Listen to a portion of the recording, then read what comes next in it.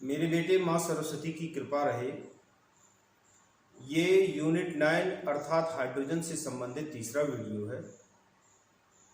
इस वीडियो में हम सबसे पहले देखेंगे जल,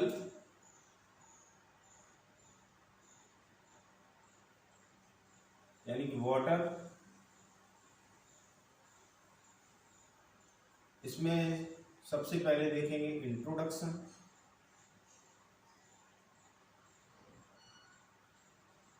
फिर केमिकल प्रॉपर्टीज,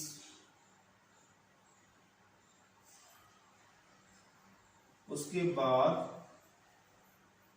देखेंगे स्ट्रक्चर ऑफ वाटर,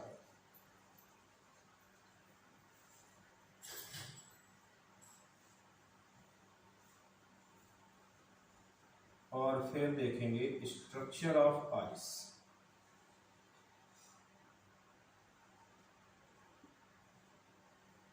जल के बारे में अर्थात उसकी प्रस्तावना देखेंगे, फिर उसके रासायनिक गुण देखेंगे, फिर जल की संरचना देखेंगे और फिर बर्फ की संरचना देखेंगे। इसके बाद हम देखेंगे भारी जल,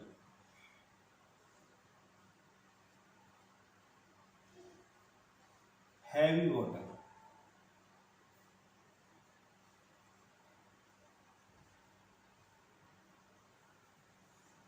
हैवी वाटर का प्रिपरेशन देखेंगे,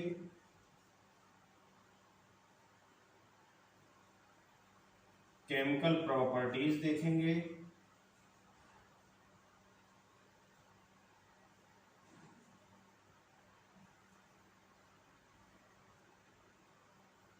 यूजेस देखेंगे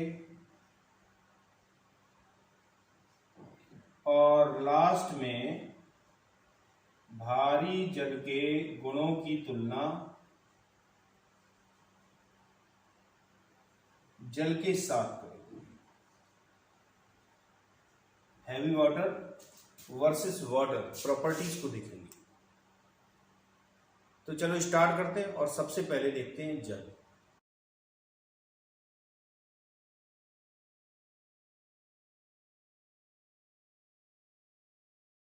मेरे बेटे सबसे पहले देखते हैं जल।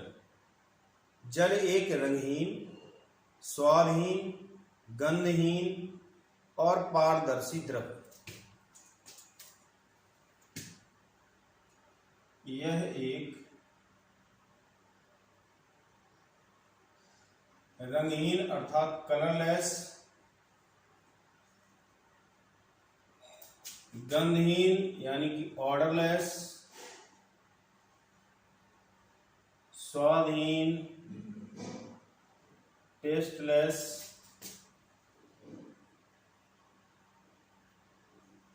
तथा पारदर्शी ट्रांसपेरेंट लिक्विड है।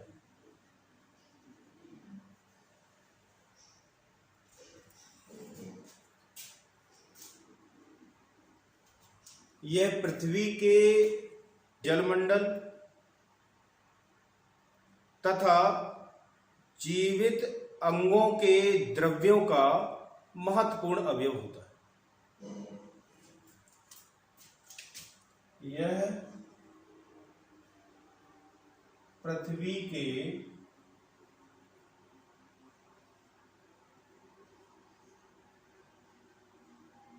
जलमंडल, हाइड्रोस्फीयर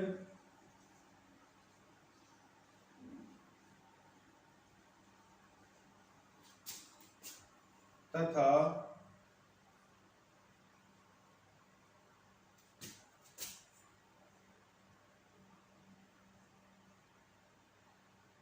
जैविक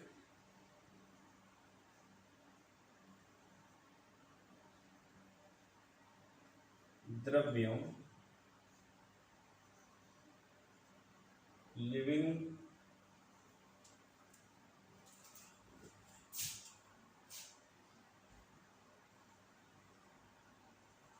फ्लूइड्स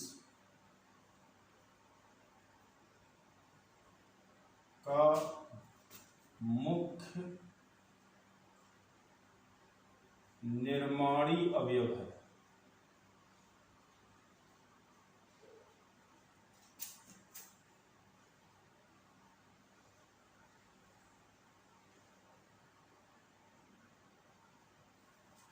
मतलब जलमंडल और लिविंग फ्लूइड्स,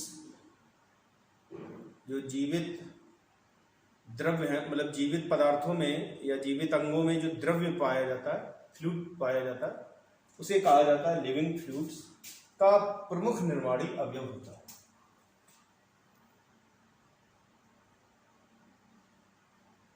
जल ही जीवन है।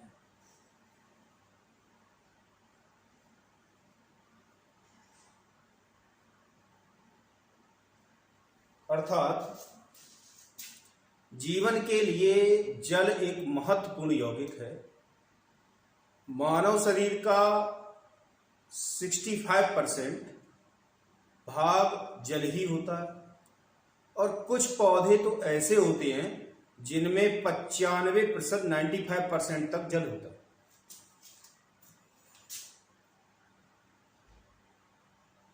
जल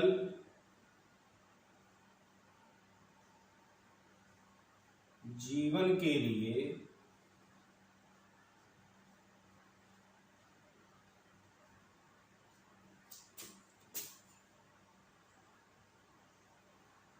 महत्वपूर्ण यौगिक है।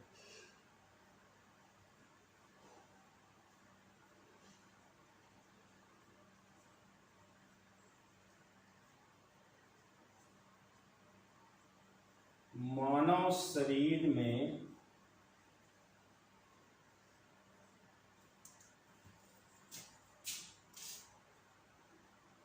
65% जल होता है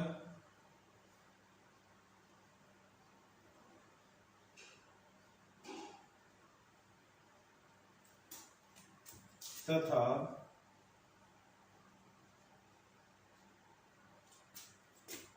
कुछ पौधों में तो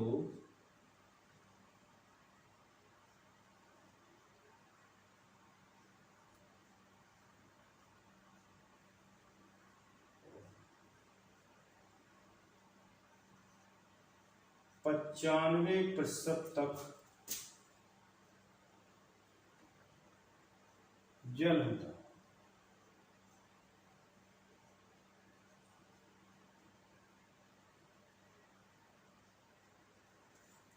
यानी कि जीवन के किसी भी रूप के लिए जल नितांत आवश्यक होता है। वर्षा से जो जल मिलता है वो लगभग शुद्ध होता है, उसमें लवण नहीं होते और वो पीने योग्य नहीं होता। वर्षा का जल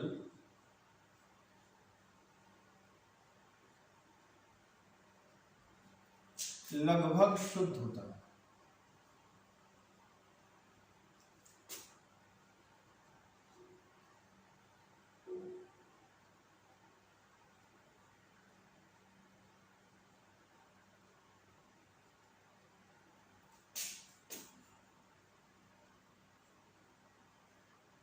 इसमें लवण नहीं होते, या ये कहें कि ये लवण रहित होता है।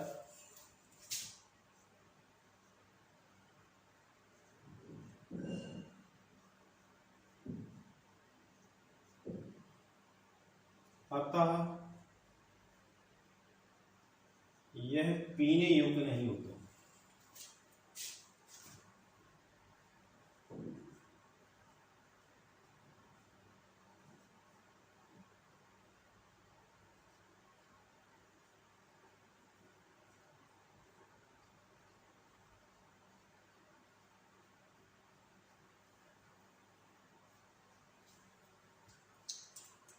जो जल भूमिगत होता है, पृथ्वी के अंदर से प्राप्त होता है, जिसे ग्राउंड वाटर कहते हैं, उसमें कई लवण होते हैं जो शरीर के लिए लाभदायक होते हैं।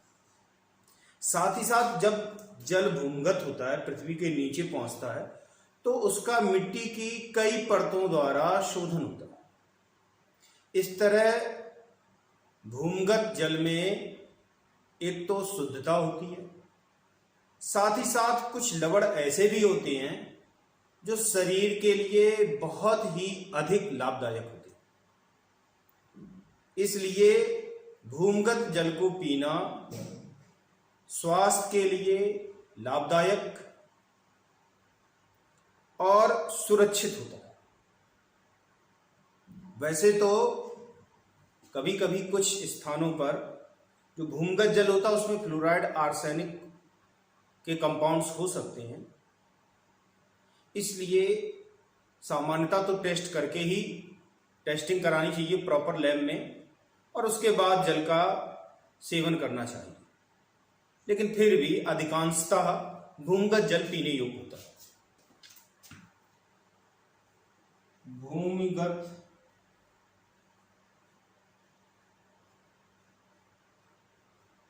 जल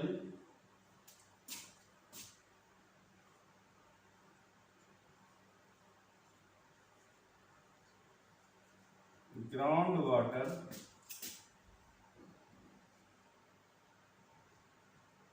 का मिट्टी की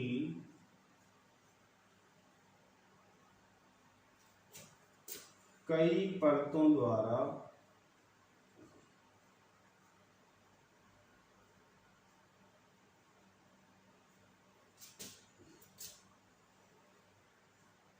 प्राकृतिक रूप से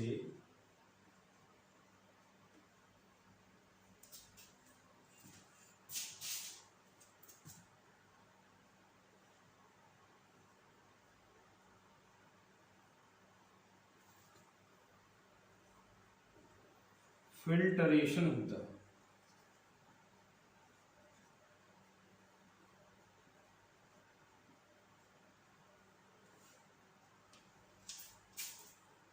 अतः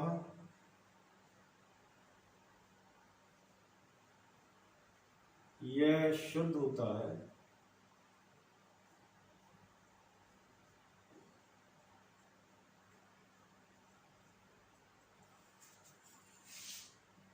इसमें कई लाभदायक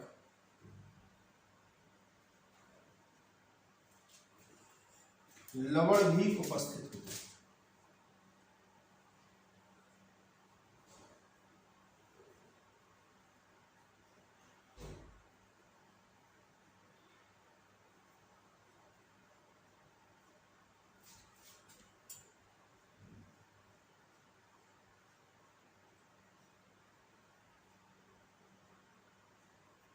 अतः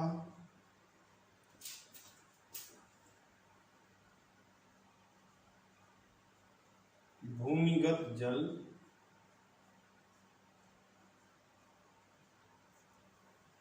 जो कि हैंडपंप, समर, कुएं, झरने आदि से मिलता है, अतः भूमिगत जल का सेवन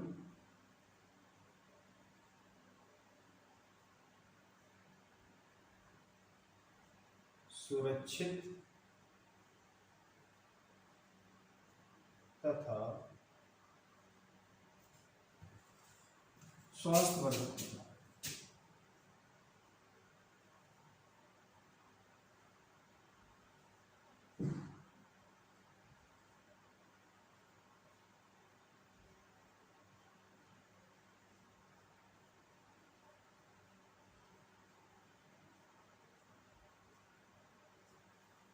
अगला पॉइंट है संघनित अवस्था अर्थात ठोस अथवा द्रव अवस्था में जल के अणुओं के मध्य में अत्यधिक हाइड्रोजन बंधता होती है, जिससे उसका हिमांक, क्वथनांक, गलनांक,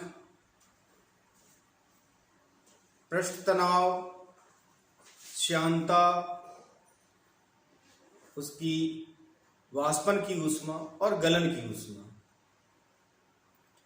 अपने समूह के अन्य तत्वों द्वारा निर्मित इसी प्रकार के यौगिकों से ज्यादा होती है।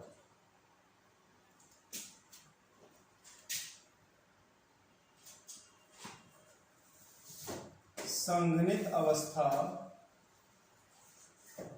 या संघनित प्रावस्था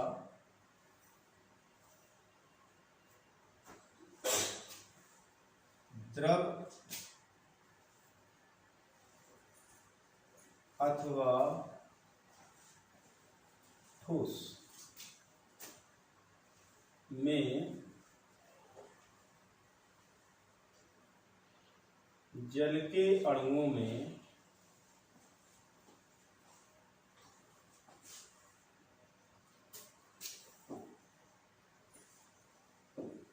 हाइड्रोजन बॉन्डिंग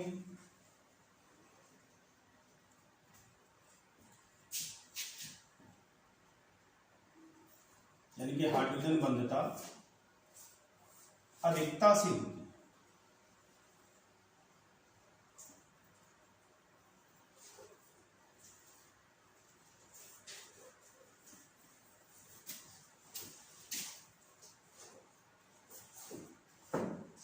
जिससे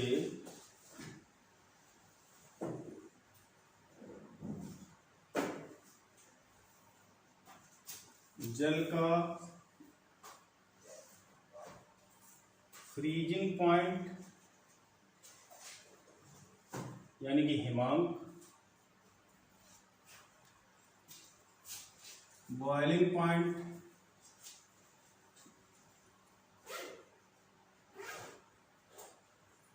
यानी कि क्वथनांक, हीट ऑफ या एंथैल्पी ऑफ वेपोराइजेशन,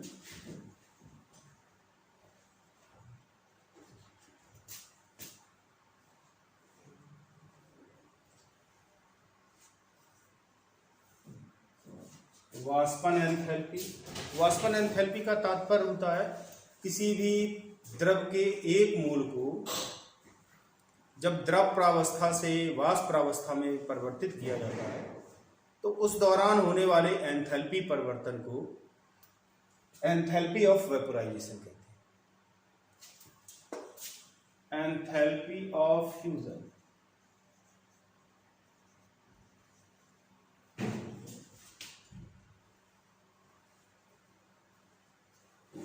इसे कहते हैं गलन एंथैल्पी। एक मोल ठोस को द्रव प्रावस्था में परिवर्तित करने के लिए जितना एंथैल्पी परिवर्तन होता है उसे कहा जाता है एंथैल्पी ऑफ फ्यूजन। गलन एंथैल्पी के मान संगत यौगिकों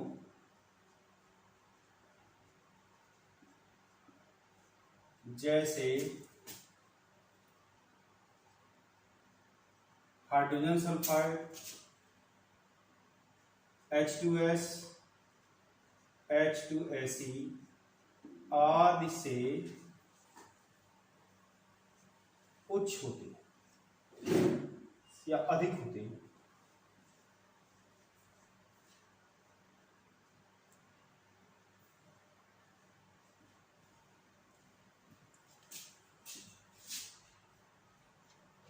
अन्य द्रवों से यदि जल की तुलना की जाए तो जल का पृष्ठ तनाव, श्यानता, चालकता, द्विध्रुव गुण, परावैद्युतांक सभी जल के अधिक होते हैं। अन्य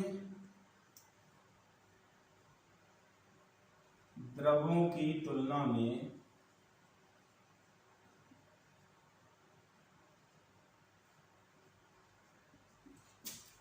जल का पृष्ठ तनाव यानी कि सरफेस टेंशन,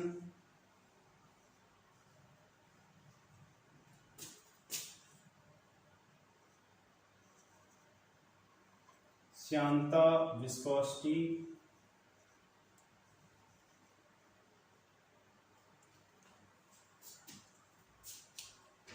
ये हो गया पृष्ठ तनाव और इसे कहते हैं श्यानता। श्यानता का मतलब होता है गाढ़ापन। श्यानता, द्विध्रुव आघूर्ण या डाइपोल मूवमेंट।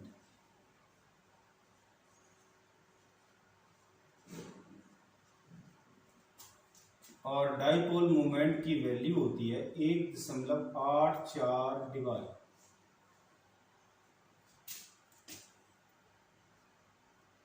डाइपोल मूवमेंट और die electric constant.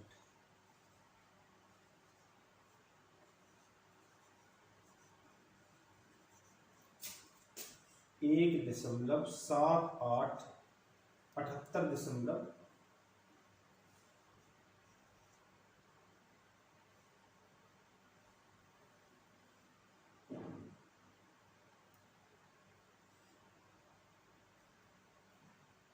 78.4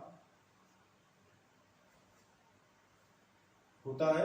die electric constant का मान या परावैद्युतांक का मान 78.4 होता है और द्विध्रुव आघूर्ण का मान जल के लिए 1.84 होता है। उच्च होता है।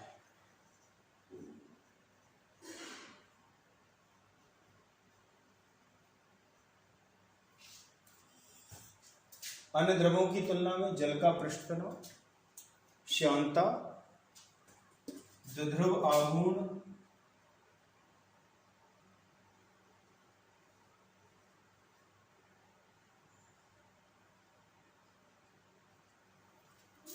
परावैद्युतांक,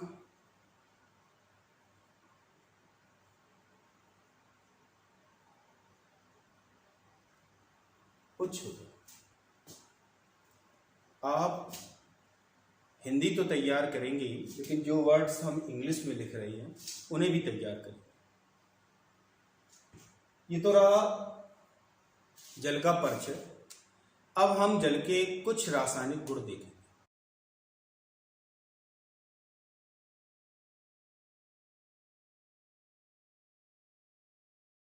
मेरे बेटे, अब हम देखेंगे केमिकल प्रॉपर्टीज ऑफ वाटर, जल के रासायनिक गुण।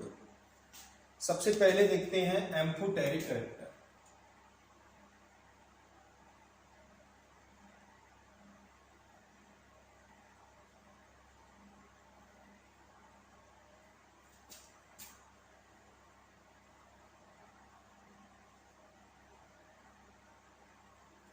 उभयधर्मी प्रकृति।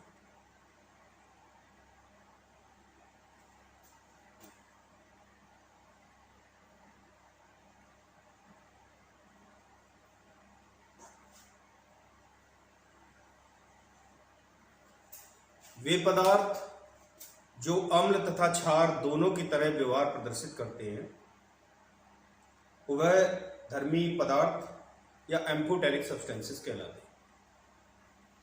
जल अम्ल की तरह भी व्यवहार प्रदर्शित करता है और क्षार की तरह भी व्यवहार प्रदर्शित करता है, इसलिए इसकी प्रकृति उभयधर्मी होती है।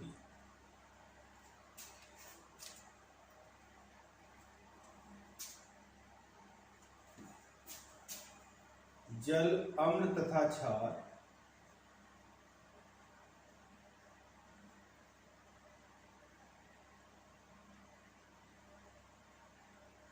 दोनों की तरह व्यवहार प्रदर्शित करता है।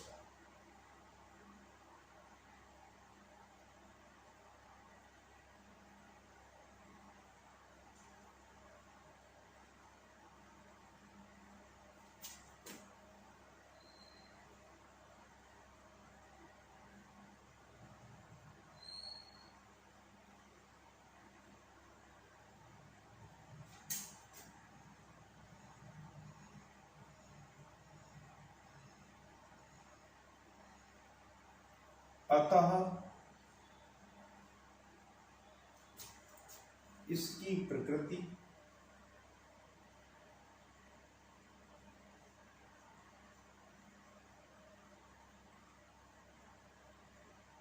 उभयधर्मी होती है।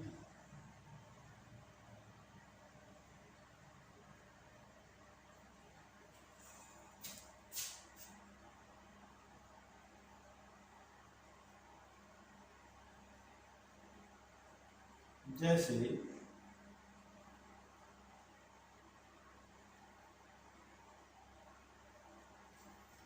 जल की क्रिया अमोनिया के साथ कराने पर अमोनियम आयन तथा हाइड्रोक्सिल आयन प्राप्त होते हैं, या ये कहें अमोनियम हाइड्रोक्साइड प्राप्त होता है। इस अभिक्रिया में जल अम्ल की तरह व्यवहार प्रदर्शित करता है। अमोनिया में यदि जल मिलाया जाए या जल में अमोनिया मिलाया जाए तो अमोनियम आयन और हाइड्रोक्सिल आयन का निर्माण होता है।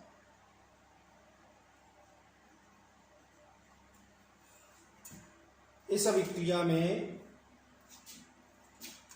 NH3 क्षार का कार्य करती है और जल अम्ल का कार्य करता है। क्षार वे पदार्थ होते हैं जिनमें प्रोटॉन को ग्रहण करने की प्रवृत्ति होती है और अम्ल वे पदार्थ होते हैं जिनमें प्रोटॉन देने की प्रवृत्ति होती है। यहाँ पर NH3 से NH4 प्लस बन रहा है, अर्थात NH3 ने प्रोटॉन ग्रहण किया है, इसलिए ये क्षार होगा।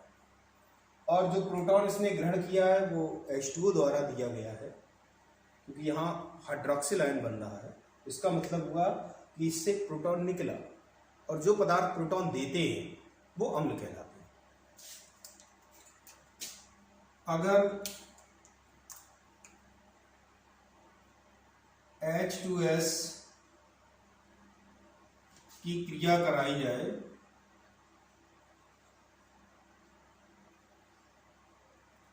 जल के साथ तो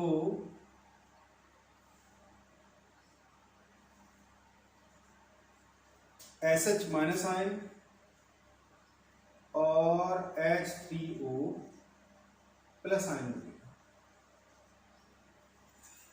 इस अभिक्रिया में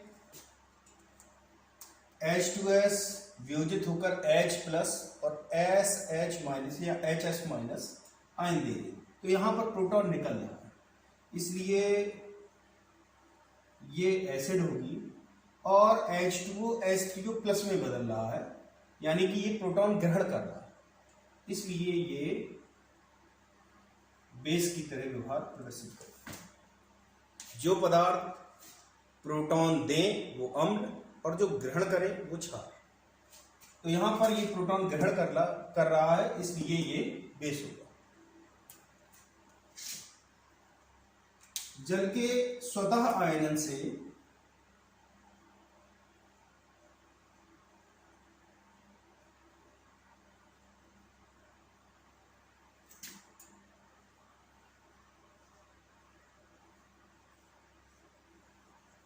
ऑटो आयनाइजेशन से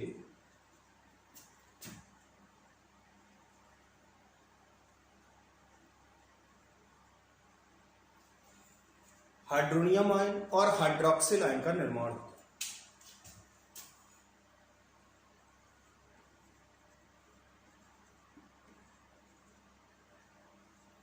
हाइड्रोनियम आयन का सूत्र होता है H3O प्लस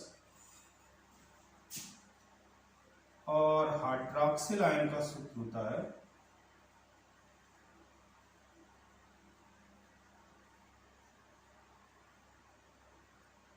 OH माइनस।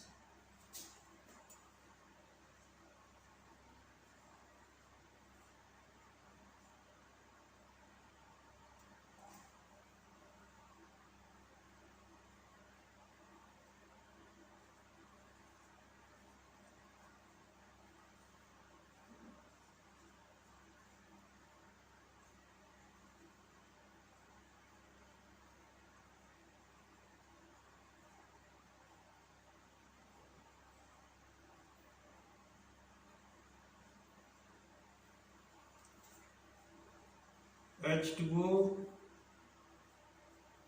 के स्वतः आयनन से एक तो H3O प्लस बनेगा और और दूसरा बनता है OH माइनस। पहला वाला H2O और इस H2O दोनों में एक प्रोटॉन का अंतर, और वे पदार्थ जिनमें एक प्रोटॉन का अंतर होता है परस्पर कॉन्जुगेट एसिड बेस कहलाते हैं। इसमें प्रोटॉन देने की क्षमता, इसलिए ये कॉन्जुगेट एसिड होगा, और इसका करस्पॉन्डिंग जो बेस होगा वो H2O होगा। तो इसे हमने मान लिया कि ये बेस 1 है, तो इसका करस्पॉन्डिंग कॉन्जुगेट एसिड 1 ये होगा। इन दोनों में एक प्रोटॉन का अंतर है, तो ये कॉन्जुगेट एसिड बेस पेयर हो गया। और जो दूसरा H2O का मॉलिक्यूल है, इसमें और इसमें भी एक प्रोटॉन का अंतर। इसमें प्रोटॉन देने की क्षमता है और इसमें प्रोटॉन को ग्रहण करने की क्षमता है। तो ये हो गया एसिड 2 और ये हो गया बेस 2। ये भी कॉन्जुगेट एसिड बेस पेयर हो गया। संयुग्मी अम्ल क्षार युग्म, तो एक तो पेयर ये हो गया, इन दोनों के बीच में एक प्रोटॉन का अंतर है, और दूसरा पेयर हो गया ये, इन दोनों के बीच में भी एक प्रोटॉन का अंतर है। तो इस तरीके से H2O एसिड की तरह भी व्यवहार प्रदर्शित करता है और बेस की तरह भी व्यवहार प्रदर्शित करता है। ये तो रहा एम्फोटेरिक कैरेक्टर ऑफ वाटर। अब हम देखेंगे रिडॉक्स रिएक्शंस ऑफ वाटर। अब हम देखेंगे रिडॉक्स रिएक्शंस ऑफ वाटर। जल का विभिन्न अभिक्रियाओं के दौरान अपचयन भी हो सकता है और ऑक्सीकरण भी हो सकता है। जैसे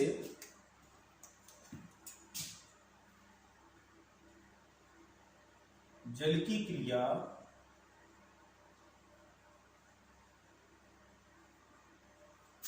एक्टिव मेटल के साथ सक्रिय धातु के साथ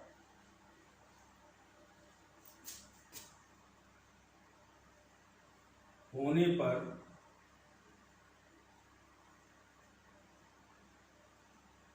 यह डाई हाइड्रोजन में अपचयित हो जाता है।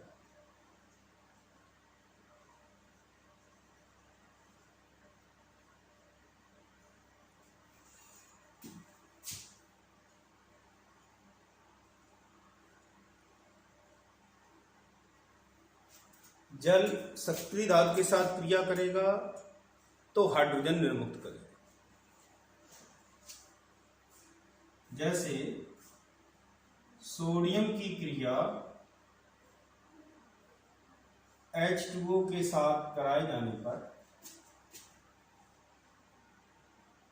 सोडियम हाइड्रोक्साइड Na+ और OH- करके भी लिखा जा सकता है, और हाइड्रोजन निर्मुक्त होगा। इस अभिक्रिया में जल का हाइड्रोजन में अपचयन होगा।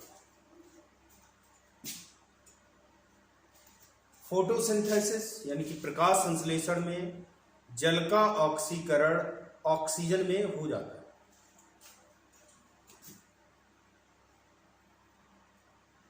प्रकाश संश्लेषण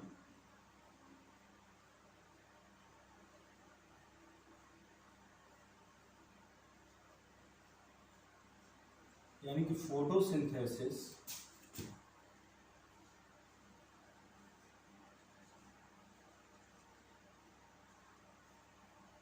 में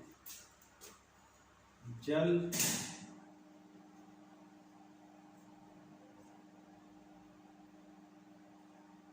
ऑक्सीजन में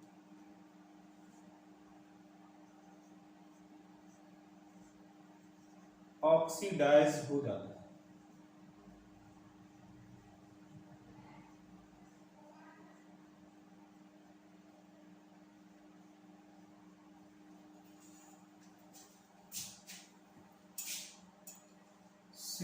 CO2 plus 12H2O changes into C6H12O6 plus 6O2 plus 6H2।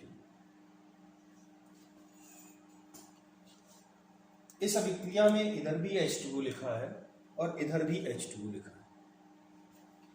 ये H2O ऑक्सीजन में बदलता है। इस H2O में जो ऑक्सीजन है वो अभिक्रिया के फलस्वरूप O2 में परिवर्तित हो जाती है, और जो ये H2O लिखा है वो इस H2O की हाइड्रोजन और CO2 की ऑक्सीजन द्वारा निर्मित होती है। ये ग्लूकोज है।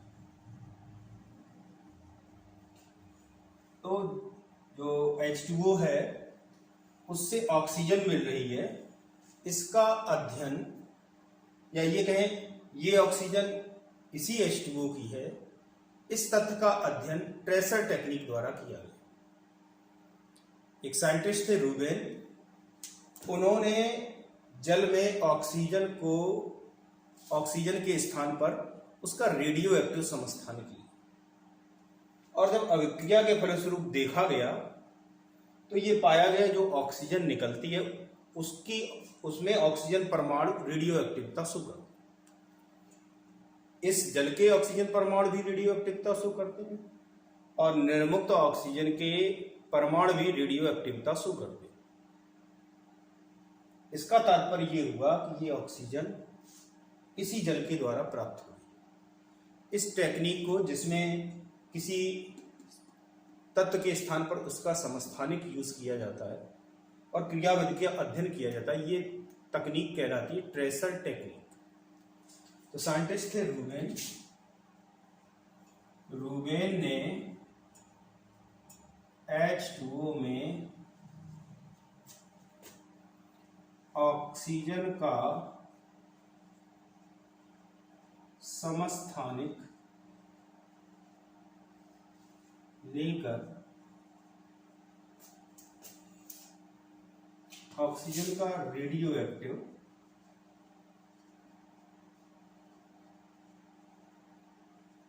समस्थानिक लेकर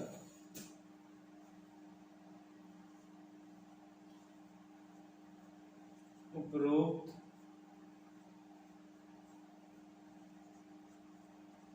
अभिक्रिया में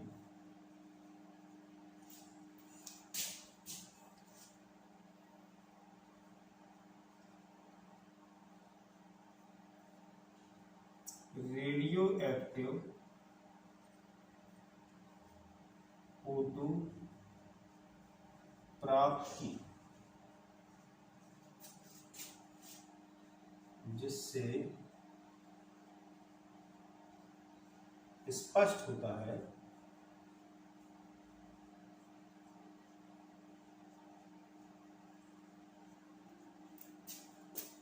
कि H2O का ऑक्सीडेशन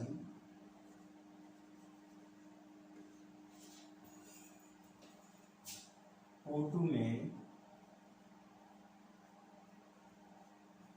होता है, और इस टेक्निक को कहा जाता है tracer technique.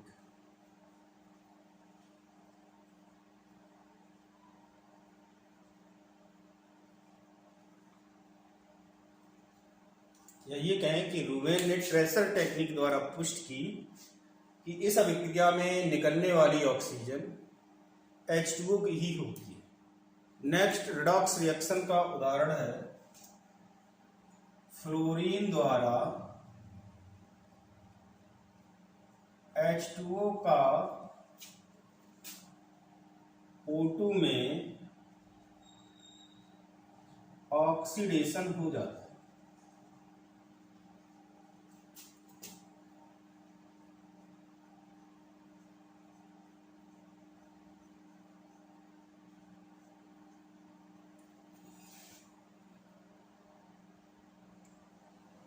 2F2 plus 2H2O changes into 4HF plus 2। ये तो रही रिडॉक्स रिएक्शंस ऑफ वाटर। अब हम next chemical property of water देखेंगे और वो है हाइड्रोलिसिस।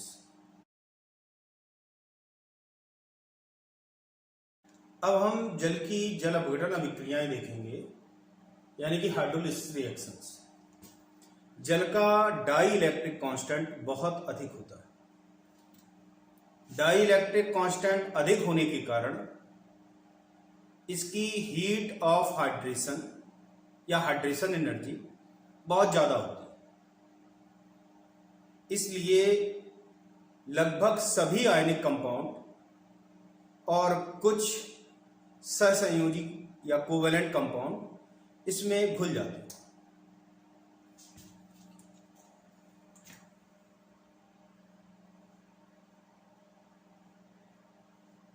जल का die electric constant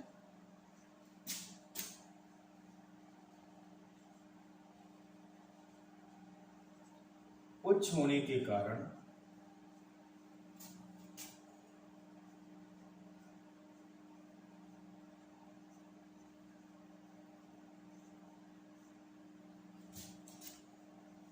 hydration energy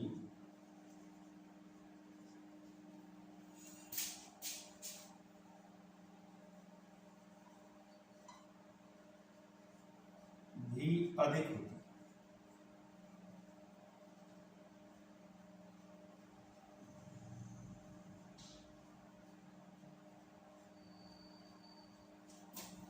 इसमें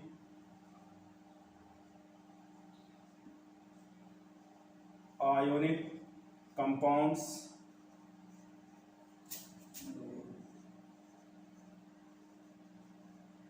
तथा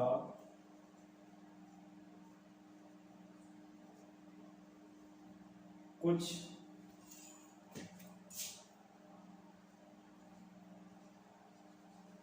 कोवेलेंट कंपाउंड्स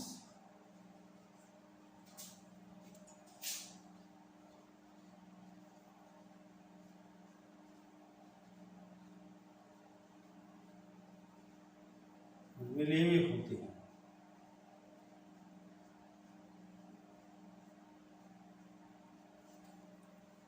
अगर फास्फोरस पेंटाऑक्साइड की क्रिया जल के साथ कराई जाए तो ऑर्थोफॉस्फोरिक एसिड बनता है। ऑर्थोफॉस्फोरिक एसिड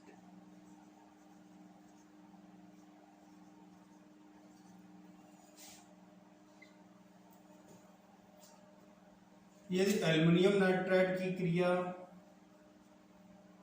जल के साथ कराई जाती है तो इसके जल अपघटन से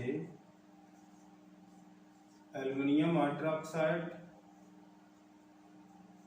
तथा अमोनिया प्राप्त होता है।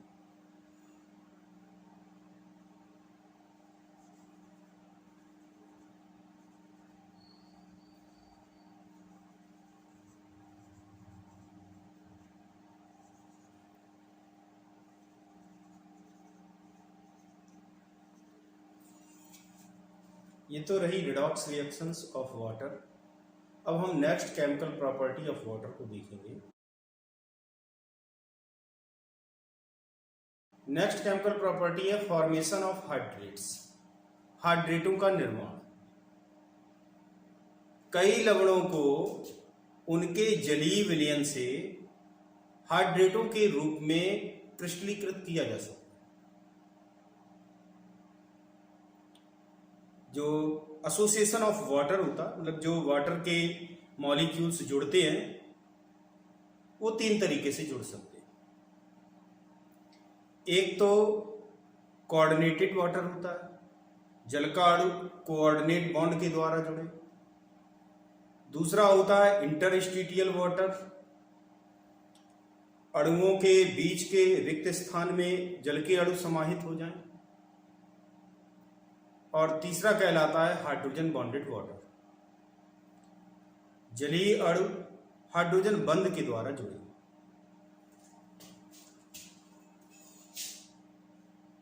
कई लवणों के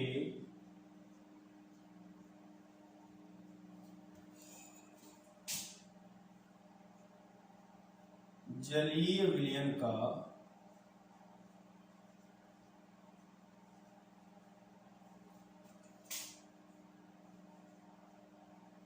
क्रिस्टलन करने पर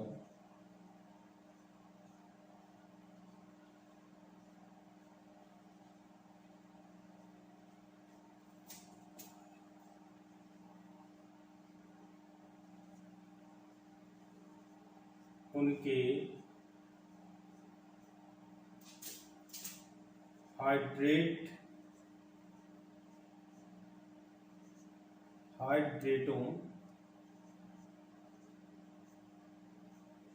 को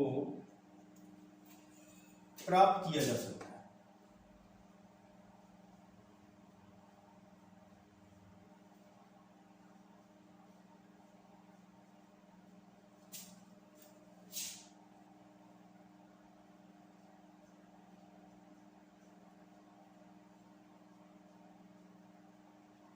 इनमें जल योजन या एसोसिएशन ऑफ वाटर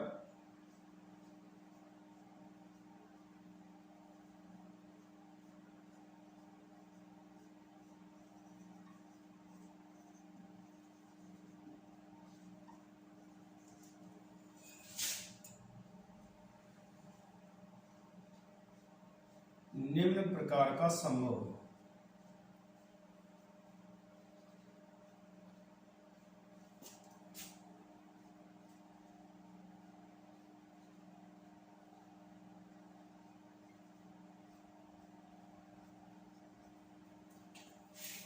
एक तो हो सकता है कोऑर्डिनेटेड वाटर,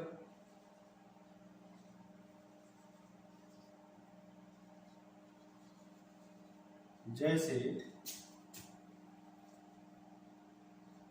CrH2O6।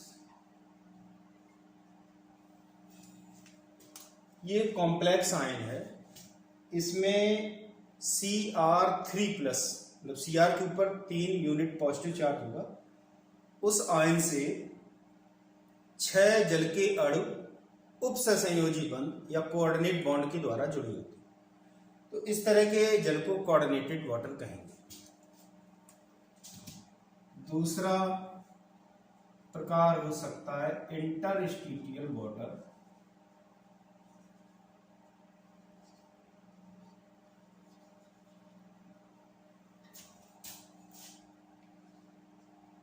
जैसे BaCl2.2H2। इसमें अणुओं के बीच के रिक्त स्थान में जल योजन होता है, जल के अणु जाकर के समाहित हो जाते। तीसरा कहलाता है hydrogen bonded water,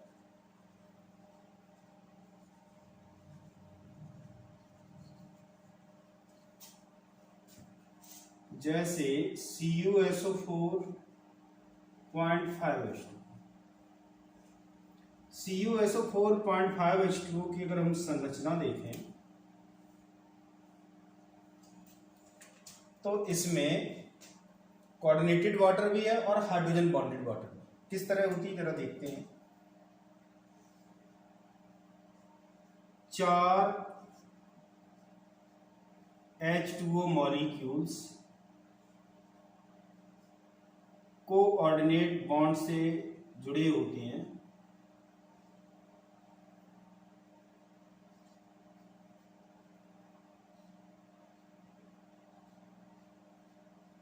copper cations. इसके ऊपर +2 यूनिट चार्ज है, ये न्यूट्रल है, तो ओवरऑल +2 यूनिट चार्ज इस कॉम्प्लेक्स आयन पर आ जाता है।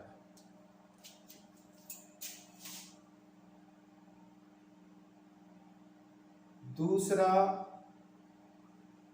4 तो वाटर मॉलिक्यूल ये हो गए, और जो 5वां वाटर मॉलिक्यूल होगा वो इसके साथ उसका ऑक्सीजन परमाणु इन हाइड्रोजन परमाणुओं के साथ हाइड्रोजन बॉन्ड बनाता है।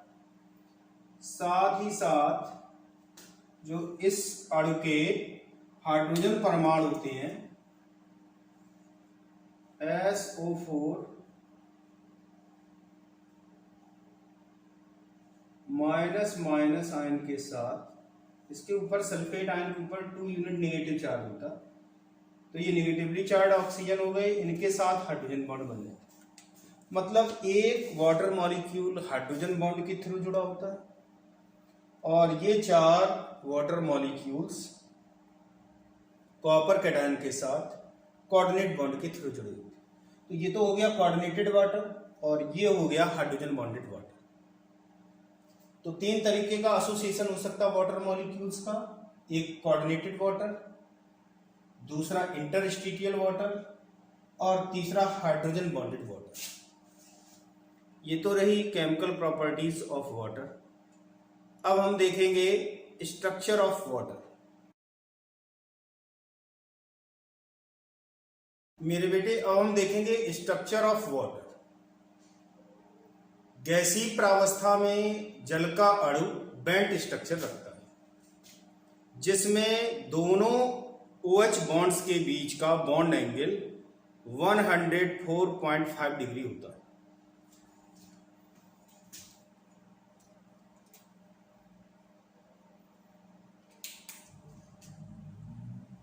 गैसीय प्रावस्था में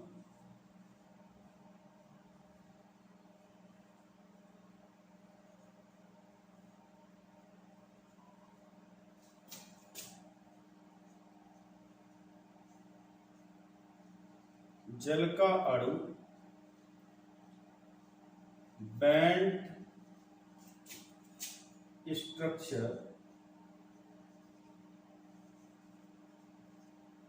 या वी शेप भी कह सकते हैं,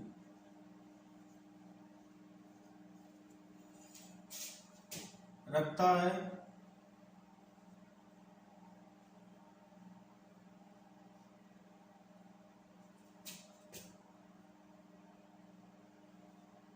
इसका bond angle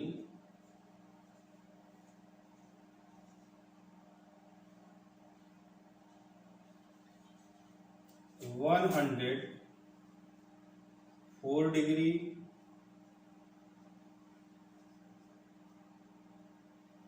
bond length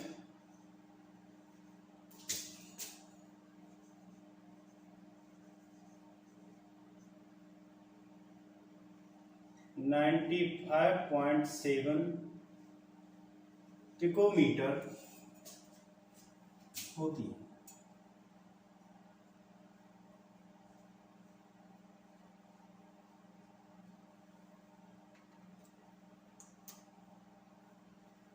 H2O में मैंने बताया गैसीय प्रावस्था में बॉन्ड एंगल 104.5 अंश और बॉन्ड लेंथ का मान 95.7 पिकोमीटर।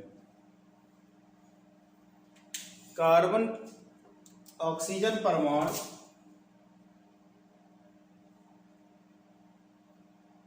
sp3 हाइब्रिडाइज्ड होता है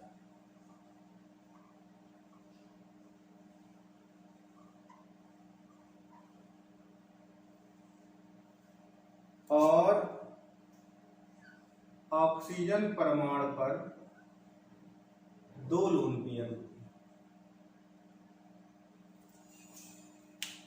ऑक्सीजन परमाणु sp3 हाइब्रिडाइज्ड होता है, और जब sp3 हाइब्रिडाइजेशन होता है तो 4 sp3 हाइब्रिडाइज्ड ऑर्बिटल प्राप्त होते हैं। मैं यहां पर थोड़ा सा समझा रहा हूं। 8O का अगर हम इलेक्ट्रॉनिक कन्फिग्रेशन करेंगे तो 1s2 2s2 2p6 ये इनर ऑर्बिट है, और आउटर ऑर्बिट का अगर हम इलेक्ट्रॉनिक कन्फिग्रेशन देखें तो 2s में 2 इलेक्ट्रॉन और 2p 4 होगा। आउटर ऑर्बिट में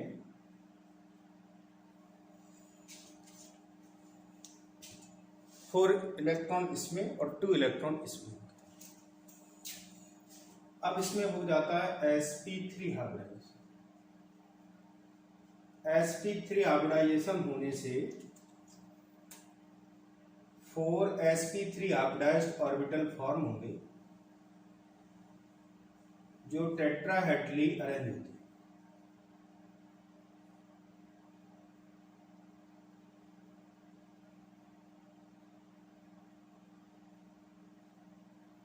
इनमें पहले तो सभी में एक एक इलेक्ट्रॉन जाएगा।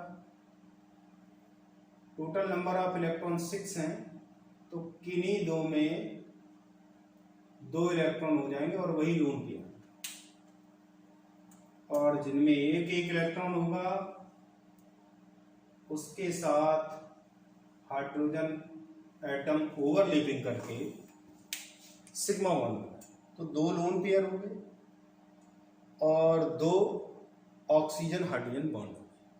इनके बीच का एंगल 109 डिग्री 28 मिनट्स या 109.5 डिग्री का होना चाहिए, लेकिन लोन पेयर्स के रिपल्सन के कारण बॉन्ड एंगल कम होकर के 104.5 डिग्री हो जाता है। सेकेंड पॉइंट है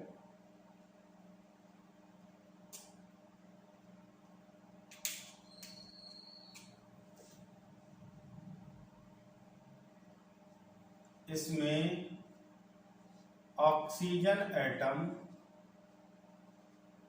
sp3 हाइब्रिडाइज्ड है।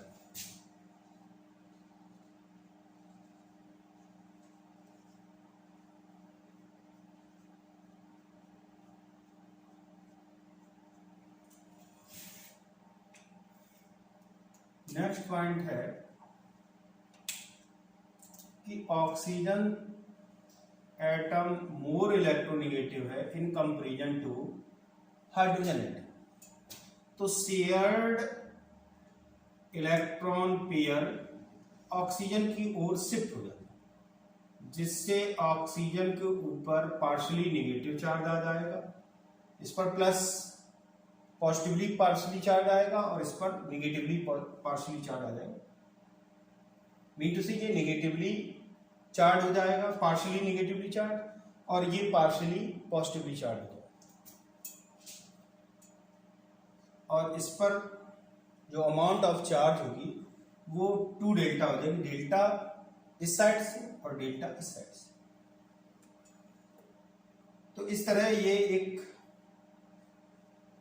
पोलर मॉलिक्यूल होता है।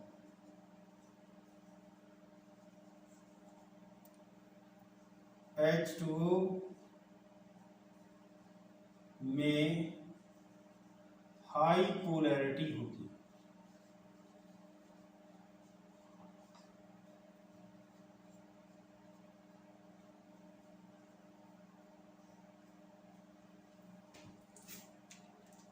और जब पोलैरिटी हो गई तो कंडेंस्ड फेज में, यानी कि लिक्विड स्टेट या सॉलिड स्टेट में, H2O मॉलिक्यूल्स के बीच में बहुत ज्यादा हाइड्रोजन बॉन्डिंग होती है।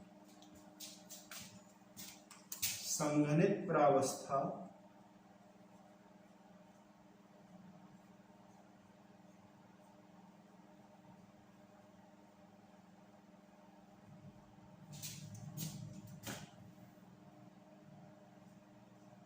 कंडेंस्ड फेज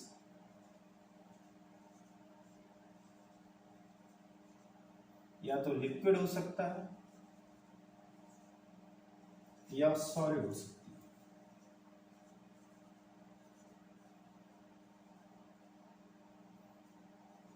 बहुत अधिक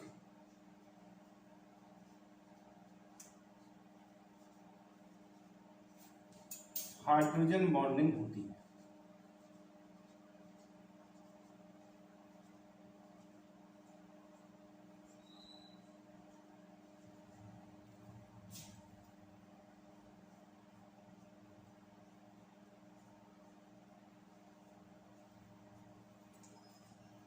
जब हाइड्रोजन किसी अधिक विद्युत ऋणात्मक तत्व के साथ जुड़ा होता है, जैसे ऑक्सीजन ही है, तो सारे का इलेक्ट्रॉन युग्म अधिक विद्युत ऋणात्मक तत्व की ओर विस्थापित हो जाता है, जिससे अधिक विद्युत ऋणात्मक तत्व अति अल्प ऋणावेशित और हाइड्रोजन परमाणु अति अल्प धनावेशित हो जाता है, अर्थात अणुध्रुवित हो जाता है। और इस प्रकार एक ध्रुवित अणु का धनावेशित हाइड्रोजन दूसरे ध्रुवित अणु के ऋणावेशित ऑक्सीजन परमाणु को वैद्युत आकर्षण बल द्वारा आकर्षित करता है। इस आकर्षण बल को ही हाइड्रोजन बॉन्ड कहते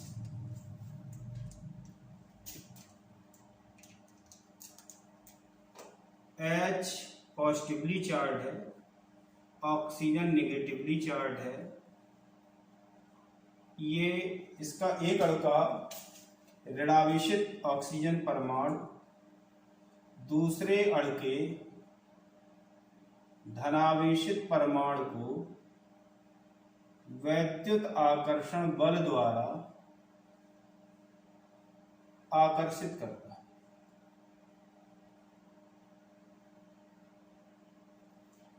इस आकर्षण बल को ही कहा जाता है हाइड्रोजन बॉन्ड।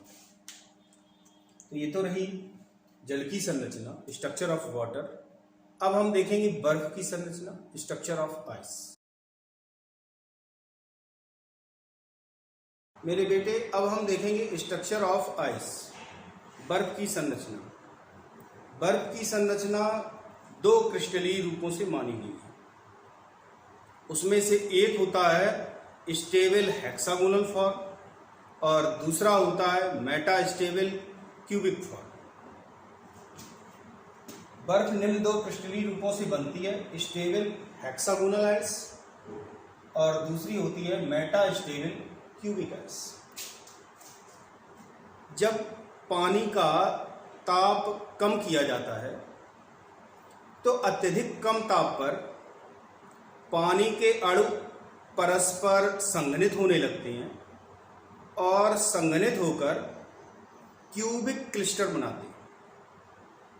मतलब घनीय ढंग में इकट्ठा होती है और उसके बाद ये क्यूबिक क्रिस्टल हेक्सागोनल फॉर्म में बदल जाते हैं। जो बर्फ होती है उसमें हेक्सागोनल क्रिस्टल और क्यूबिक क्रिस्टल की लेयर्स एक दूसरे से अनियमित ढंग में जुड़ी रहती है। बहुत कम ताप पर जलीय अणुओं के संघनन से मेटा स्टेबल क्यूबिक क्लस्टर्स बनते हैं, जो स्टेबल हेक्सागोनल क्रिस्टल्स में परिवर्तित हो जाते हैं। चाहे क्यूबिक आइस हो चाहे हेक्सागोनल आइस हो, दोनों ही प्रकार की आइस में प्रत्येक ऑक्सीजन परमाणु H2O का प्रत्येक ऑक्सीजन परमाणु चार अन्य ऑक्सीजन परमाणुओं से समचतुष्फलकीय ढंग में जुड़ा होता है। ऑक्सीजन परमाणुओं के बीच की दूरी 216 पिकोमीटर होती है। नेक्स्ट पॉइंट है कि बर्फ के अणुओं के मध्य हाइड्रोजन बॉन्डिंग इस तरह होती है कि उनके बीच में बड़े आकार के छिद्र उत्पन्न हो जाते हैं।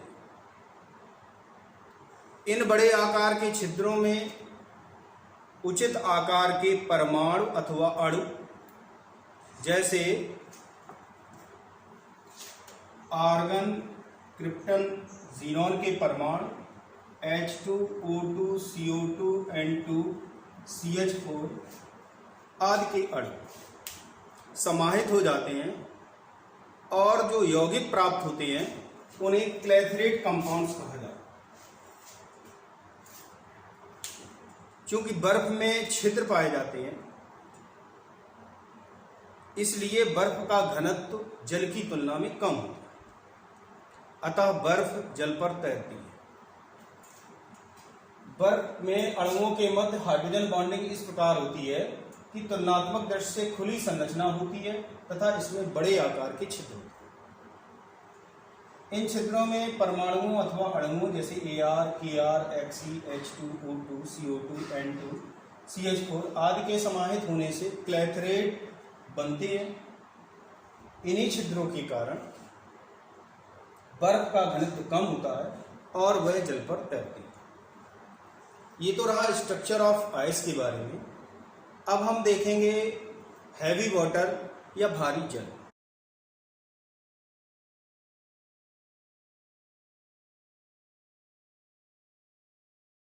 मेरे बेटे, अब हम देखेंगे हैवी वाटर या भारी जल। इसका अणुसूत्र D2O होता है। सामान्य जल का निर्माण हाइड्रोजन के समस्थानिक प्रोटियम द्वारा होता है, जबकि भारी जल का निर्माण हाइड्रोजन के समस्थानिक ड्यूटेरियम द्वारा होता है। सामान्य जल के 6000 भागों में 1 भाग भारी जल होता है।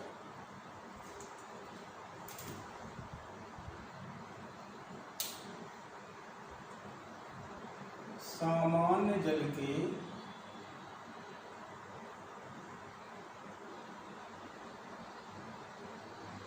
6000 भागों में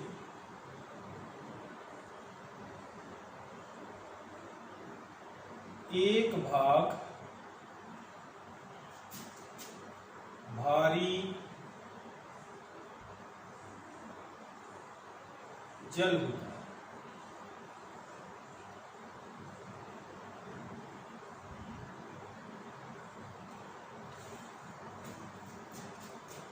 अब हम भारी जल का निर्माण देखेंगे।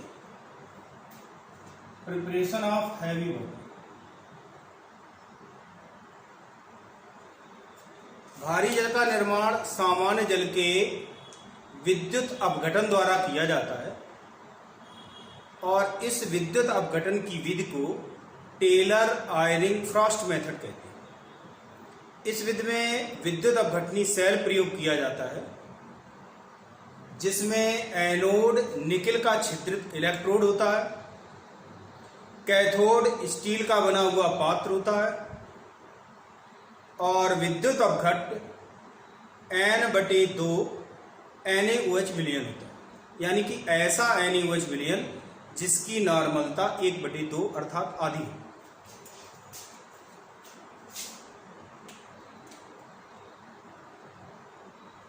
भारी जल का निर्माण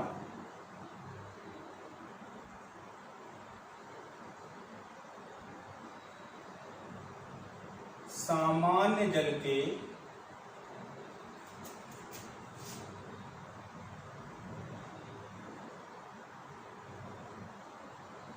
विद्युत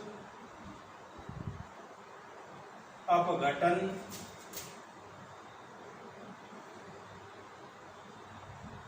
द्वारा किया जाता है।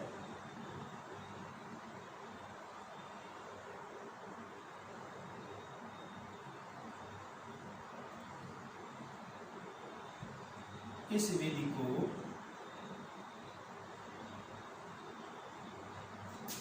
टेलर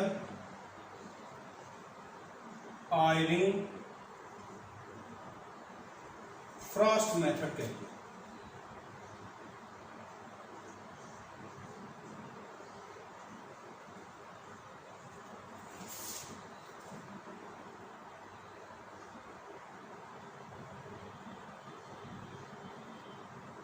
इस विधि में प्रयुक्त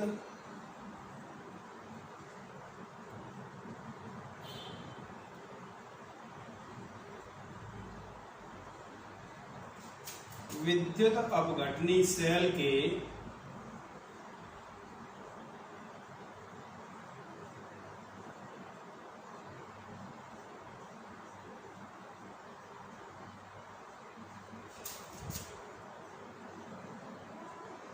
निम्न भाग होते हैं।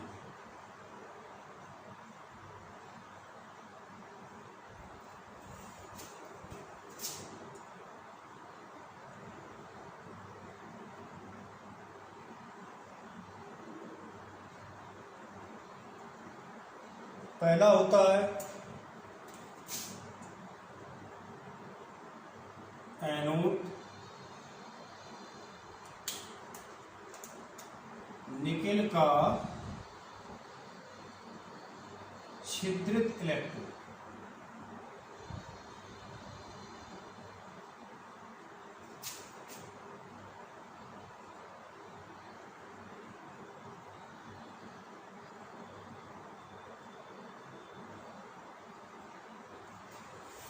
दूसरा होता कैथोड,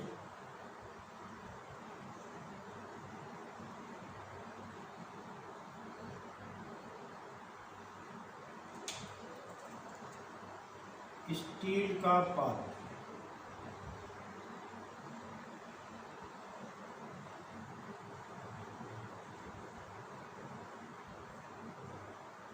और तीसरा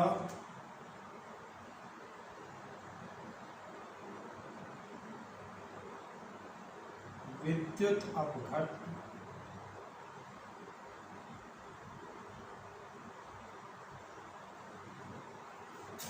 N/2 NaOH विलयन।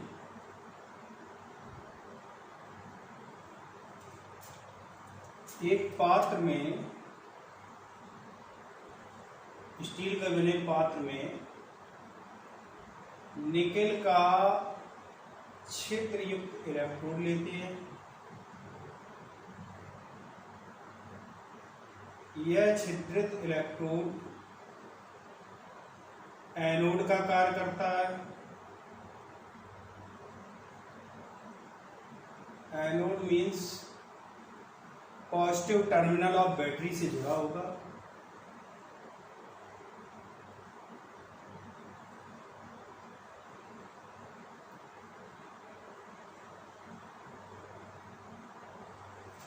विद्युत अपघटनी सेल में जो इलेक्ट्रोड बैटरी के धन ध्रुव से जुड़ा होता है वो एनोड होता है, और जो बैटरी के ऋण ध्रुव से जुड़ा हो वो कैथोड होता है।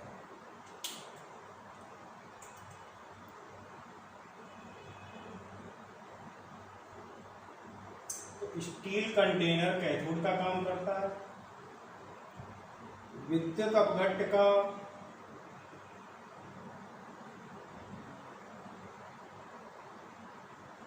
N/2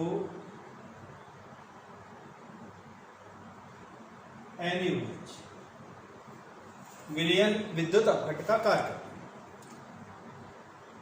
इस विधि में इस प्रकार के कई सेल श्रेणी क्रम में जोड़ दिए जाते हैं और लगातार विद्युत अपघटन किया जाता है। जब NaOH की ली गई मात्रा, NaOH विलयन की मात्रा का 1/6 भाग शेष बचता है तो इस जल को निकाल लिया जाता है। उसमें कार्बन डाइऑक्साइड प्रवाहित करते हैं जिससे NaOH सोडियम कार्बोनेट के रूप में अवक्षेपित हो जाता है। जो जल होता है उसको डिस्टिलेशन या आसवन के द्वारा पृथक कर लेते हैं। फिर उसमें NaOH घोलते हैं, N/2 NaOH सॉल्यूशन बनाते हैं और फिर से विद्युत अपघटन करते हैं। इस तरह लगभग 7वें चरण के बाद 99.95% तक शुद्ध ड्यूटेरियम ऑक्साइड या भारी जल मिल जाता है।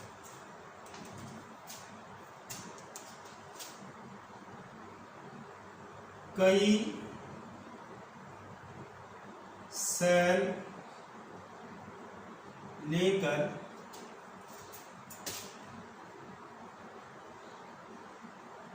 कई बार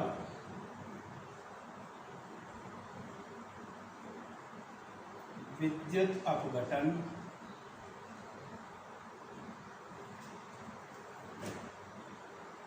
कराते हैं।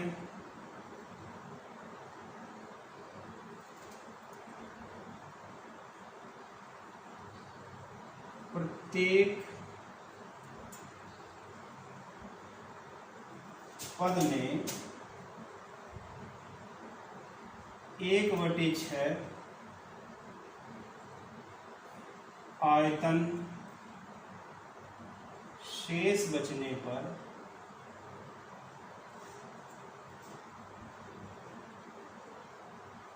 CO2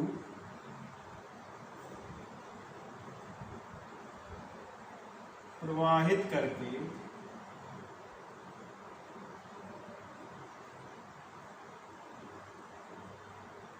आसवन करते हैं।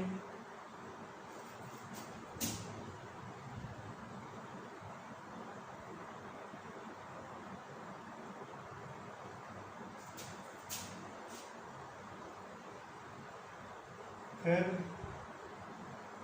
NaOH मिलाकर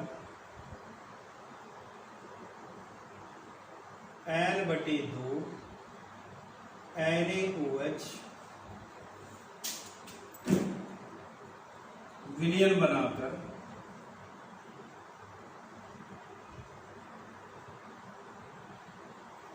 विद्युत अपघटन कराते हैं।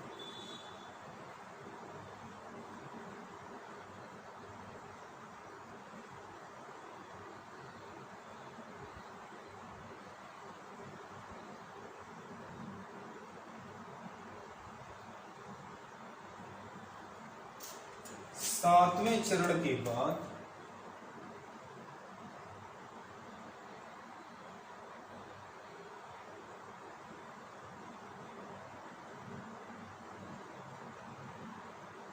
(99.95% D2O प्राप्त।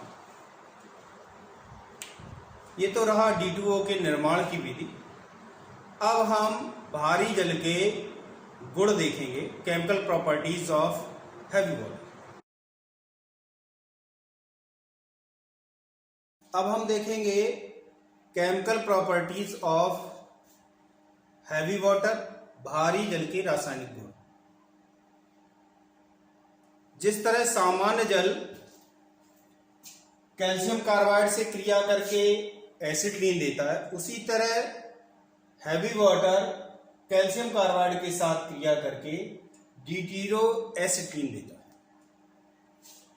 हैवी वाटर सल्फर ट्राईऑक्साइड के साथ क्रिया करके ड्यूटीरो सल्फ्यूरिक एसिड देता है। हैवी वाटर एल्युमिनियम कार्बाइड के साथ क्रिया करके ड्यूटीरो मीथेन देता है। ये अभिक्रियाएं बिल्कुल सामान्य जल की तरह ही होती हैं। सामान्य जल की क्रिया जब कैल्शियम कार्बाइड के साथ कराई जाती है तो एसिटिलीन मिलती है। सामान्य जल की क्रिया जब सल्फर ट्राईऑक्साइड के साथ कराई जाती है तो सल्फ्यूरिक एसिड मिलता है। एल्युमिनियम कार्बाइड के साथ सामान्य जल क्रिया करता है तो मीथेन देता है और यहां पर ड्यूटीरियम के यौगिक बनते हैं। जो दूसरा गुण है वो है इलेक्ट्रोलिसिस।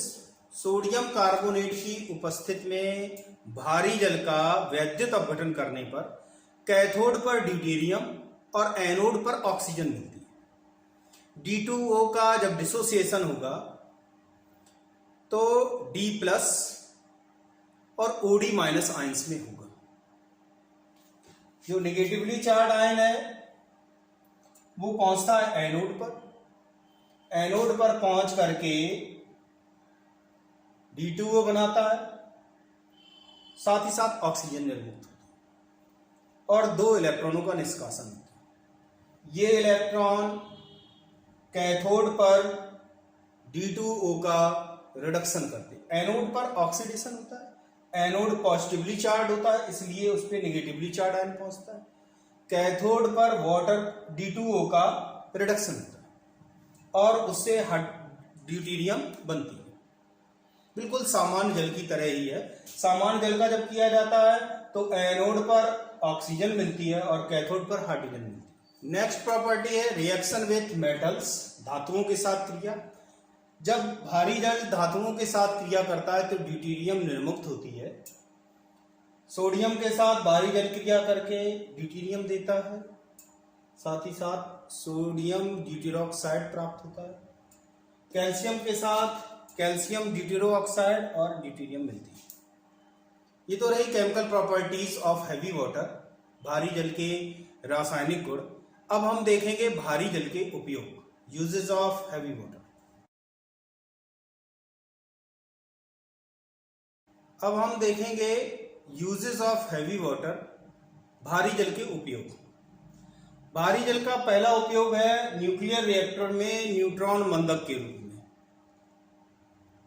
नाभिकीय रिएक्टर में या न्यूक्लियर रिएक्टर में यूरेनियम के नाभिक पर ऊर्जा युक्त न्यूट्रॉन को डाला जाता है।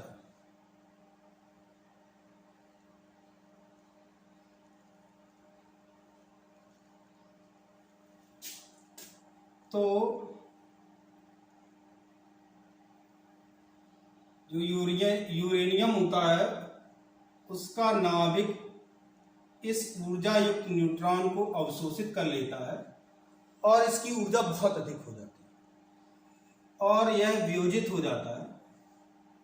वियोजन के फलस्वरूप 3 ऊर्जा युक्त न्यूट्रॉन निकलते हैं,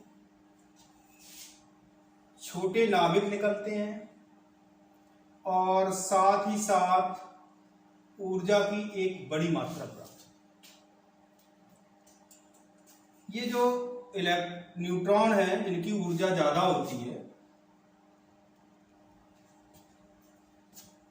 अब ये 3 अन्य यूरेनियम नाभिकों का विखंडन करेंगे तो इससे फिर से 3 न्यूट्रॉन निकलेंगे, उनकी भी ऊर्जा बहुत अधिक होगी।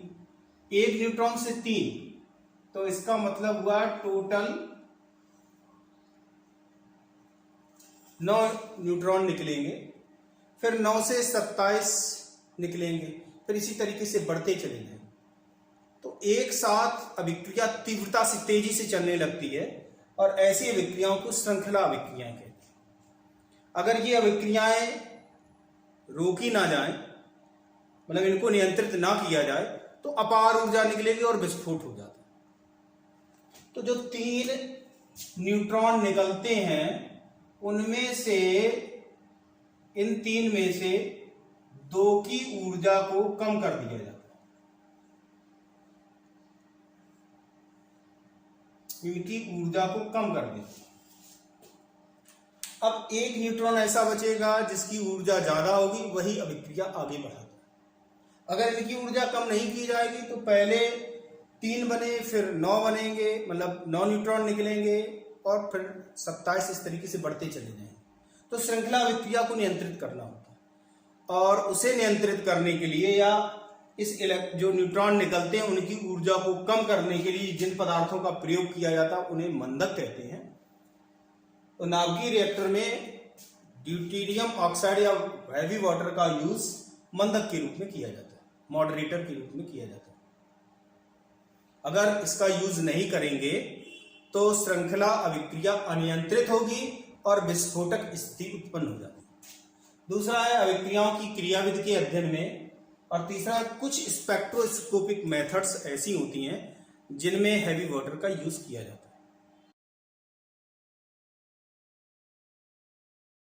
मेरे बेटे, अब हम भारी जल और जल के गुणों की तुलना करेंगे। Heavy water versus water. सबसे पहला गुण है बॉइलिंग पॉइंट यानी कि क्वथनांक। क्वथनांक जल का कम होता है जबकि भारी जल का अधिक होता है। दूसरा है गलनांक। भारी जल का गलनांक जल के गलनांक से अधिक होता है। तीसरा गुण है मॉलिक्यूलर मास, आणविक द्रव्यमान। भारी जल का आणविक द्रव्यमान जल के आणविक द्रव्यमान से अधिक होता है। नेक्स्ट है डेंसिटी या घनत्व। भारी जल का घनत्व जल के घनत्व से अधिक होता है।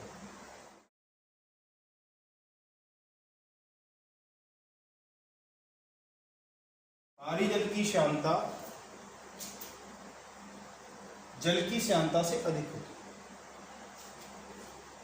Hydrogen bond strength. भारी जल की हाइड्रोजन बॉन्ड स्ट्रेंथ, हाइड्रोजन बंध की शक्ति जल की हाइड्रोजन बंध की शक्ति से अधिक होती है। और डाई इलेक्ट्रिक कांस्टेंट भारी जल का कम होता है जबकि जल का अधिक होता है। साथ ही साथ एक बात ध्यान देने वाली ये भी है कि भारी जल में रासायनिक अभिक्रियाएं जल की तुलना में मंद गति से संपन्न होती है। यदि भारी जल का विलायक की तरह प्रयोग किया जाए तो भारी जल में होने वाली अभिक्रियाओं की दर कम होती है जल में होने वाली उसी अभिक्रिया से।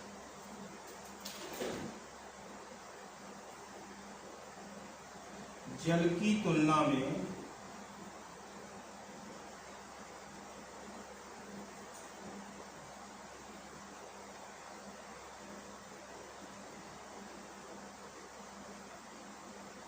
भारी जल में होने वाली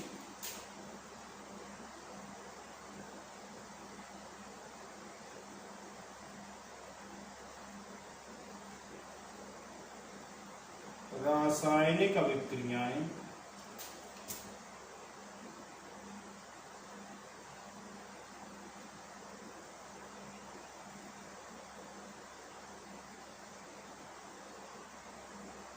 की गति, रासायनिक अभिक्रियाओं की गति मंद होती है।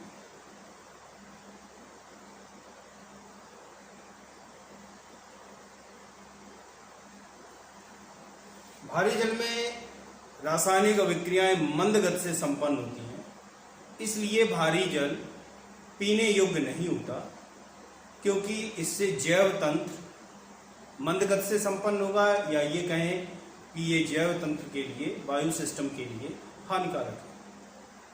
भारी जल में जीव मर जाते हैं। तो ये तो रहा भारी जल तथा जल की तुलना। ये वीडियो यहीं फिनिश होता है।